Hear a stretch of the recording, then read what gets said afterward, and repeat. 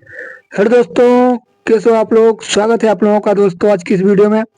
और दोस्तों आज की इस वीडियो में आप लोगों को मैं क्लास 12th केमिस्ट्री चैप्टर 2 विद्युत रसायन कंप्लीट चैप्टर दोस्तों मैं आपको कराने वाला हूँ आज की इस वीडियो में। और जैसा कि आप लोग थंबनेल से समझ ही गए होंगे, वन शॉट इस चैप्टर का मैं कराऊंगा। मतलब कि जितनी भी महत्वपूर्ण चीजें हैं इन सभी चीजों को मैं दोस्तों इस चैप्टर में कंप्लीट कराऊंगा।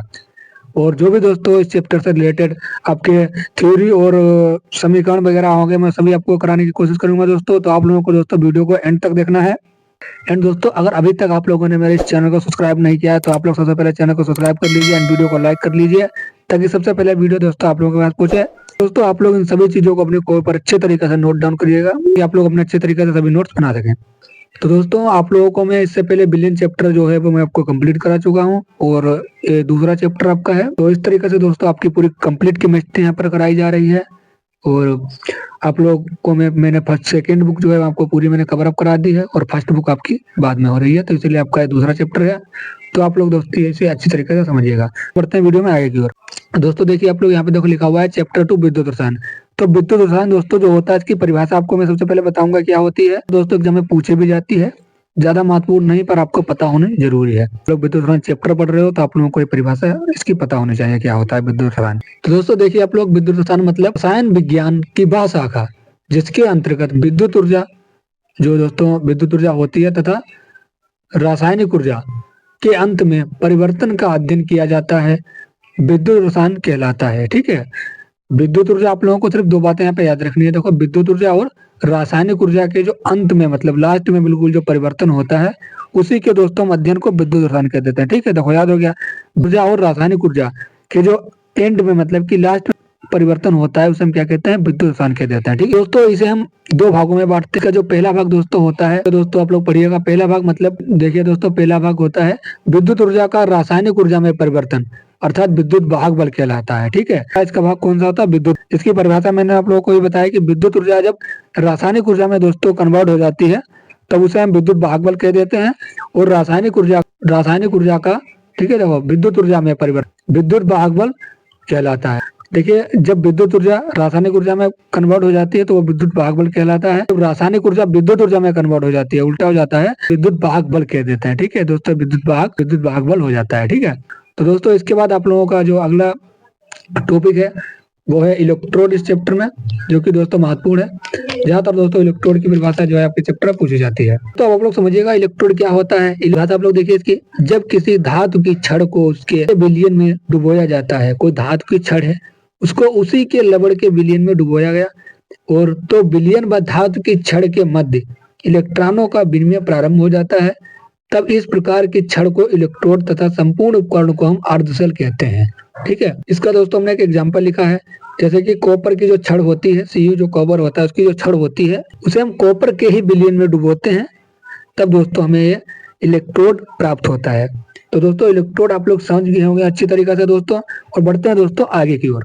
इलेक्ट्रोड विभव मतलब जब किसी धातु की छड़ को उसके लवण के विलयन में डुबोया जाता है, इलेक्ट्रोड की तरह देखो बिल्कुल है। ठीक है, उसमें भी देखो लवण की जो उसकी जो धातु की छड़ होती थी उसे हम लवण के विलयन में डुबोते थे। इसमें भी दोस्तों जो धातु की छड़ है उसे दोस्तों हम लवण के विलयन में डुबोते हैं। तो इस प्रकार की अवस्था पर धातु एवं विलयन के मध्य, इसमें दोस्तों थोड़ा बढ़ जाता है चीजें, मतलब कि धातु और विलयन के मध्य जो है एक विभव उत्पन्न हो जाता है। ठीक है, एक अंतर मतलब उत्पन्न। देखो देखिए लिखा हुआ है कि मध्य उत्पन्न विभव के अंतर को धातु का इलेक्ट्रोड कहते हैं। ठीक है, उसमें जो धातु और जो विलयन होता है उसके मध्य विभव में अंतर जो उत्पन्न होता है उसे दोस्तों हम धातु का इलेक्ट्रोड विभव कह देते हैं। ठीक है, तो आप लोग इसे तैयार करिएगा अच्छी तरीके। और दोस्तों तो जो अगला आपका टॉपिक है मानक इलेक्ट्रोड विभव, मोस्ट वांटेड दोस्तों आपके एग्जाम के लिए है, ज्यादातर पूछा जाता है, इसलिए दोस्तों देखिए मैंने इसे हाईलाइट किया है हाईलाइटर से, ताकि आप लोग इसे अच्छी तरीके से दोस्तों तैयार कर लीजिएगा। मानक इलेक्ट्रोड विभव बिल्कुल रामबाण है दोस्तों आपके टॉपिक के लिए। तो दोस्तों आपके लिए बहुत ही महत्वपूर्ण, आप लोग इसे जरूर तैयार करिएगा। देखिए मानक इलेक्ट्रोड विभव क्या होता है इसे समझिएगा अच्छी तरीके से। जब किसी धातु की छड़ को उसके लवण के 1 मोलर सांद्रता के विलयन में 25 डिग्री सेंटीग्रेड और 298 केल्विन पर डुबोया जाता है, तो इस अवस्था पर धातु और विलयन के मध्य उत्पन्न विभव के अंतर को उस धातु का मानक इलेक्ट्रोड विभव कहते हैं। इसे E0 से प्रदर्शित करते हैं। ठीक है, देखिए दोस्तों ई सेल इक्वल टू क्या होता है, देखिए ई सेल इक्वल टू ई एथोड और ये ई कैथोड, मतलब ये AR लिखा हुआ है, और ई सेल इक्वल टू हो जाएगा देखो ई कैथोड माइनस ई एनोड। तो आप लोग दोस्तों इसे लिख लीजिएगा अपने कोई पर, और आपके लिए बहुत ही मोस्ट वांटेड था दोस्तों। आप लोग इसे तैयार कर लीजिएगा अच्छी तरीके। तो दोस्तों आप लोग इसे अच्छी तरीके से तैयार करिएगा, बहुत ही मोस्ट वांटेड आपके लिए है। जो आपकी परिभाषा है विशिष्ट चालकता, मोस्ट वांटेड दोस्तों आपके लिए ये भी है, क्योंकि विशिष्ट चालकता भी ज्यादातर दोस्तों एग्जाम में पूछी जाती है। समझिएगा इसे चालकता दोस्तों, आप लोग इसे समझिएगा अच्छी तरीके से।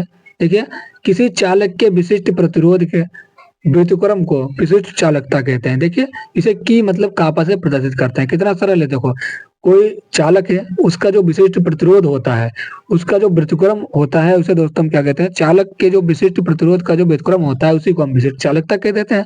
इसे कापा से, कापा मतलब के से प्रदर्शित करते हैं, और के इक्वल टू 1/p हो जाएगा, मतलब कि p यहाँ पर प्रतिरोध है। और देखिए K equal to 1 into L upon R into A, और यहाँ पर K equal to C L upon A, इसका जो है फार्मूला हो जाएगा विशिष्ट चालकता का, जिससे आप लोग न्यूमेरिकल सोल्व कर सकते हो। और दोस्तों ये तो आपकी ये परिभाषा यहाँ पर कंप्लीट होती है विशिष्ट चालकता की। और दोस्तों अगला जो आपका टॉपिक है वो है कोल राउस का नियम। देखिएगा आप लोग इसे देखो, तो मैंने इसे देखो हाइलाइटर से हाईलाइट किया है, कोल राउस का नियम। ये भी दोस्तों आपके लिए बहुत ही महत्वपूर्ण है, आपके एग्जाम में ज्यादातर दोस्तों पूछा जाता है, इसलिए दोस्तों मैंने इसे हाइलाइटर से हाईलाइट किया है। समझिएगा दोस्तों आप लोग इसे। देखिए, इस नियमानुसार किसी विद्युत अपघटन की अनंत, ठीक है, अनंत जो है पर मोलर चालकता उसके धनायनों व ऋणायनों की मोलर चालकताओं के बराबर होता है। जो धनायन होते हैं पॉजिटिव, और ऋणायन मतलब कि निगेटिव, की जो मोलर चालकता होती है उसी के दोस्तों बराबर में होता है ये विद्युत अपघटन का। दोस्तों आप लोग इसे समझिएगा। देखो lambda M infinitive equal to, देखो बराबर का चिन्ह लगा हुआ है, equal to x lambda infinitive plus I lambda negative infinitive. दोस्तों इसे आप लोग बंद कर लीजिएगा ब्रैकेट में, क्योंकि यही कोल राउस के नियम का जो है फार्मूला होता है। ठीक है, देखिए ये पॉजिटिव हो गया, ये निगेटिव हो गया, धनायन और ऋणायन के बराबर हो रहा था। देखो विद्युत विशिष्ट चालकता जो थी वो धनायन और ऋणायन के बराबर हो रही थी। देखो तो ये जो धनायन है ऋणायन इन्हीं के बराबर है। Lambda M infinitive H C M equal to lambda M infinitive H positive plus lambda M infinitive C L negative. Lambda infinitive N A2 SO4 equal to 2 lambda M infinitive Na plus lambda infinitive M SO4 minus 2। आपका दोस्तों यहाँ पर कोल Rouse का नियम जो है complete हो जाएगा। और जो अगला आपका टॉपिक है वो है नेस्टर समीकरण, जो कि आपके लिए बहुत ही ज्यादा मोस्ट वांटेड है दोस्तों नेस्टर समीकरण। अगर दोस्तों आपको मैं बताऊं कि जो विद्युत रसायन आपका जो चैप्टर है, इसमें दोस्तों जो नेस्टर समीकरण है वो बहुत ही अधिक महत्वपूर्ण भूमिका निभाता है पूरे सिलेबस में। क्योंकि अगर आप लोग इस चैप्टर को पढ़ रहे हो, अगर आप लोगों ने इस नेस्टर समीकरण को तैयार नहीं किया अच्छी तरीके से, तो आप लोग दोस्तों इस चैप्टर का लाभ नहीं उठा सकते हो। और दोस्तों आप लोग इसे अगर मॉडल या फिर बुक से देखिएगा तो वहां पर दोस्तों बहुत ही लेंथी तरीके से, बहुत ही हार्ड तरीके से वहां पर दे रखा होता है, आप लोगों को बहुत ही दिक्कत होगी। और दोस्तों मैं यहाँ पे जो आपको नेस्टर समीकरण करा रहा हूँ बहुत ही इजी तरीका से, आसान भाषा में, इजिली तरीके से मैं आपको कराऊंगा। और अगर आप लोग इतना करके आते हो एग्जाम में तो आप लोग को एग्जामिनर जो है वो पूरे फुल नंबर देगा इसके दोस्तों। तो आप लोग इसे अच्छी तरीके से दोस्तों अपने कोई पर नोट डाउन करिएगा, और इसे तैयार भी दोस्तों कर लीजिएगा, इसे लिख लिख कर प्रैक्टिस करिएगा। और पढ़ते हैं नेस्टर समीकरण क्या होता है। नेस्टर इक्वेशन, इसे इंग्लिश नेस्टर समीकरण द्वारा जो सांद्रता होता है तथा ताप के साथ इलेक्ट्रोड विभव में परिवर्तन को ज्ञात किया जा सकता है। मतलब नेस्टर समीकरण में जो सांद्रता और ताप होती है उसमें जो इलेक्ट्रोड विभव में जो परिवर्तन होता है दोस्तों, ठीक है, या आप लोग इस तरीके से समझ सकते हो कि जब धातु के इलेक्ट्रोड जो होते हैं विभव का मान उसके लवण के विलयन की सांद्रता तथा ताप पर निर्भर करता है। मतलब इलेक्ट्रोड, धातु का जो इलेक्ट्रोड होता है दोस्तों, उसका जो विभव का मान होता है वो लवण के विलयन या फिर उसकी सांद्रता व ताप पर निर्भर करता है। ठीक है, सांद्रता एवं ताप के साथ इलेक्ट्रोड विभव में परिवर्तन नेस्टर समीकरण द्वारा किया जा सकता है। मतलब जो सांद्रता और जो ताप में हम परिवर्तन करते हैं वो हम नेस्टर समीकरण के द्वारा ही दोस्तों कर सकते हैं, और दोस्तों इसे हम लोग नेस्टर समीकरण कहते हैं। तो समझ गए होंगे अच्छी तरीके से, बहुत ही अच्छी तरीके से मैंने आपको समझाने की कोशिश की है। और आप लोग इसकी इक्वेशन समझिएगा। देखिए दोस्तों, देखिए यहाँ पे देखो लिखा हुआ है E equal to E cell negative 2.303 RT/NF upon में NF लिखा हुआ, अपान में दोस्तों NF लिखा हुआ है log 10 ms upon mn plus. इस दोस्तों हम दोनों को ब्रैकेट में बंद कर लेंगे, और 25 डिग्री सेंटीग्रेड पर हमने से देखिए दोस्तों इसे रखा हुआ है। और R equal to 8.314 Kelvin negative 1 K-1 mole inverse. और दोस्तों जो T बराबर होता है यहाँ पे देखो 25 प्लस 273 इक्वल टू 298 केल्विन हो जाएगा दोस्तों, ठीक है। और फेराडे इक्वल टू 96500 कूलाम होता है यहाँ पर, ठीक है। 00 कूलाम होता है, केल्विन या कूलाम होता है दोस्तों, ठीक है। और E equal to E cell minus 2.303 into 8.314 equal to 298 upon n into 96500 और लॉग इक्वल टू हो जाएगा ms अपॉन mn प्लस। इसे भी दोस्तों हम ब्रैकेट में बंद कर लेंगे। अब दोस्तों आप लोग समझिएगा यहाँ से E equal to E cell minus 0.0591 upon n log ms upon mn plus. ठोसों की जो सांद्रता होती है वो सदैव इकाई स्तर पर होती है।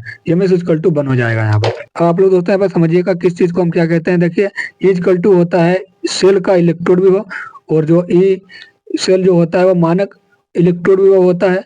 R इक्वल टू गैसीय स्थिरांक होता है।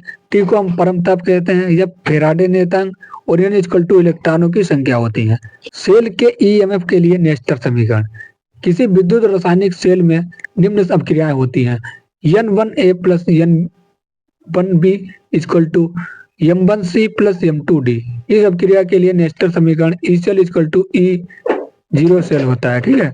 E cell equal to E cell minus 2.33 RT upon NF log C upon A M1 upon N1 plus D upon B bracket बंद करके दोस्तों हम लोग N2 कर देंगे। अब देखिए दोस्तों आप लोग निम्न सेल के लिए नेस्टर समीकरण यहाँ पे देखो दे रखे हैं। Zn plus Cu positive 2 equal to Zn plus 2 plus Cu copper हो जाएगा और E cell equal to E0 cell minus 0.0591 upon n log Zn M1 upon Zn N1 plus Cu M2 upon Cu N2 और E cell equal to देखिए यहाँ पे देखो लिखा हुआ है E cell equal to E0 cell minus 0.0591 upon n log Zn plus 2 Cu plus 2। E cell equal to E cell is minus 0.0591 upon n log दोस्तों आप लोग देखिए यहाँ पर लिखा हुआ है एनोड अपॉन कैथोड। और दोस्तों यहाँ पर जो आपका नेस्टर समीकरण है वो पूरा कंप्लीट होता है। इसी के साथ दोस्तों आपका यहाँ पर नेस्टर समीकरण जो है पूरा कंप्लीट हो जाता है। वो यहाँ पर दोस्तों आपका पूरा कंप्लीट हो जाता है। और जो भी दोस्तों आपके लिए महत्वपूर्ण चीजें थी इस चैप्टर में मैंने आप लोगों को कराने की कोशिश की है। बाकी आप लोग समझिएगा मॉडल्स आप लोग देख सकते हैं, इसमें बहुत सारी चीजें लिखा रखी हैं और बहुत सारे टीचर्स में बहुत सारी परिभाषा लिखाते हैं। पर आपके लिए जो महत्वपूर्ण है इस चैप्टर में जितना भी वो मैंने आपको करा दिया है। अगर आपके एग्जाम में पूछी जाएगा इस चैप्टर से कुछ तो यही चीजें पूछी जाएंगी जो मैंने आपको बताई है। इसमें भी दोस्तों आपके लिए नेस्टर समीकरण और जो कोलराउस का नियम है, मानक इलेक्ट्रोड विभव है और ये चीजें भी आपके लिए महत्वपूर्ण है। तो मैं आपको जो है पूरे चैप्टर का निचोड़ कराता हूँ वन शॉट, ताकि आप लोगों को कोई दिक्कत ना हो। और आप लोग अगर यहाँ से पढ़ रहे हो तो आप लोगों को मैं जो है मोस्ट वांटेड चीजें ही कराने की कोशिश करता हूँ। और अगली तो दोस्तों अगर आप लोगों को वीडियो अच्छी लगी हो तो आप लोग वीडियो को लाइक कर लीजिएगा एंड चैनल को सब्सक्राइब करिएगा। अपने दोस्तों के पास दोस्तों वीडियो शेयर करिएगा और कमेंट में जरूर बताइएगा वीडियो कैसे लगी आप लोगों को। और मिलते हैं दोस्तों अगली वीडियो में, तब तक के लिए जय हिंद।